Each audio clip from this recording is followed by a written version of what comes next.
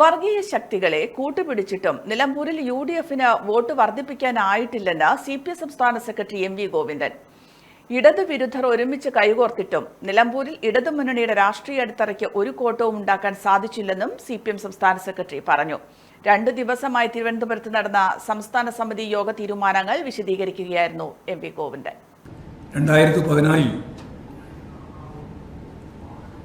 MA Shanavas മത്സരിച്ചപ്പോൾ 52,157 2019 Rahul Gandhi മത്സരിച്ചപ്പോൾ 42,020 രണ്ടാമത്തെ പ്രാവശ്യം മത്സരിച്ചപ്പോൾ 2024 ഏതാണ്ട് അതേ വോട്ട് തന്നെയാണ് കിട്ടിയത്, 42,000-ലധികം. 2024 ഉപതെരഞ്ഞെടുപ്പ് പ്രിയങ്ക ഗാന്ധി മത്സരിച്ചപ്പോൾ അത് ഇനിയൊരു ഉപതെരഞ്ഞെടുപ്പാണ് എന്നുള്ളത് കൊണ്ട് കൂടി 29,911 വോട്ടേ കിട്ടിയിട്ടുള്ളൂ. ഇതെല്ലാം ചേർന്ന് കണക്കാക്കിയാൽ നമുക്ക് മനസ്സിലാക്കാനാവുക ഇടതുപക്ഷ ജനാധിപത്യ മുന്നണിക്ക്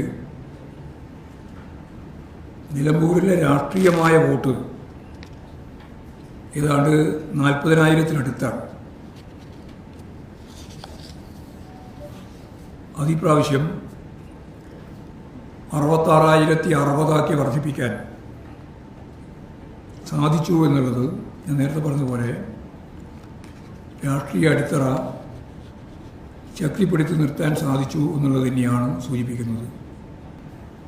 നേരത്തെ ഇടതുപക്ഷ ജനാധിപത്യ മുന്നണി ഗവൺമെൻറ്റിൻ്റെ കഴിഞ്ഞ 9 വർഷക്കാലത്തെ പ്രവർത്തനത്തിനിടയിൽ അവിടെ പ്രദാനം ചെയ്യുന്നത് സ്വതന്ത്രനായിരുന്നു.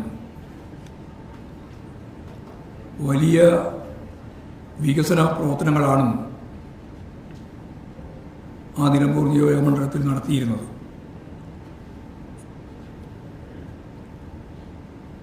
യഥാർത്ഥത്തിൽ ഈ തിരഞ്ഞെടുപ്പിൽ ഗവൺമെൻറ്റിൻ്റെ ഈ വികസന പ്രവർത്തനങ്ങളാകെ തൻ്റെ ഒരു വികസന പ്രവർത്തനത്തിൻ്റെ മഹിമയാണെന്ന് പ്രചരിപ്പിച്ചുകൊണ്ട് സ്വതന്ത്ര സ്ഥാനാർത്ഥിക്ക് വോട്ടുകൾ നേടുന്നതിന് സാധിച്ചു എന്നാണ് ഞങ്ങളിപ്പോൾ കാണുന്നത്. AKG memorial cooperative hospital, Kannur.